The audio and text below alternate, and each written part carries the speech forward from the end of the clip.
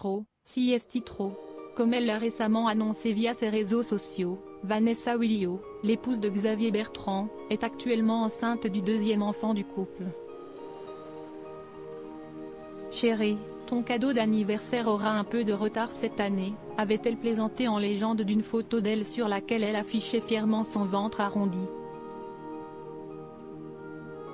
Si l'on ignore encore à quel stade de la grossesse elle se trouve, son baby bump est désormais bien visible.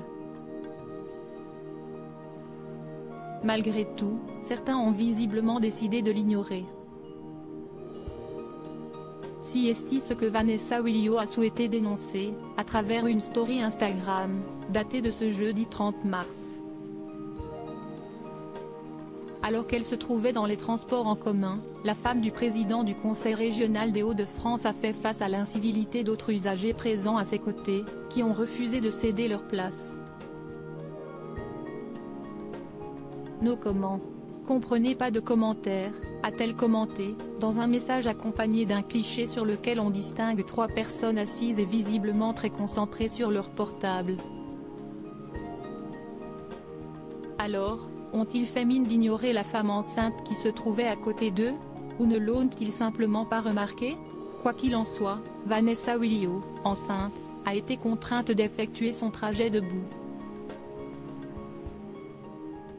Celles et ceux qui la suivent sur les réseaux sociaux savent en effet que l'épouse de Xavier Bertrand n'a pas sa langue dans sa poche.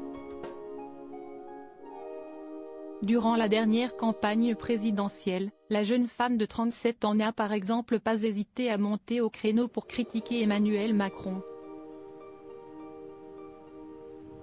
Qui s'y frotte, s'y pique.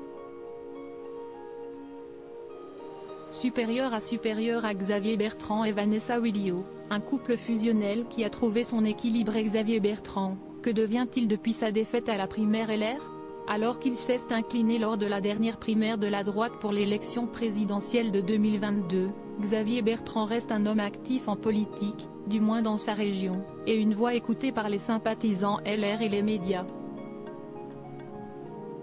En début d'année, il a notamment été reçu par Apolline de Malherbe sur BFM TV, mais également par Salia Braclia sur France Info pour donner son opinion sur la réforme des retraites et ce que les Républicains devraient faire selon lui.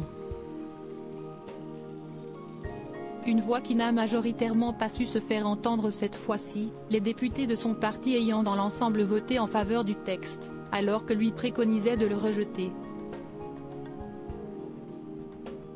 S'ils ne tiennent pas compte de ce que demandent les Français qui manifestent, de ce que demandent de nombreux parlementaires, on aura, à l'issue de cette réforme, un divorce encore plus prononcé, plus inquiétant, entre les Français et ceux qui nous gouvernent, avait-il prévenu sur les ondes de France Inter, mettant alors en garde l'exécutif. Crédit photo, Best Image.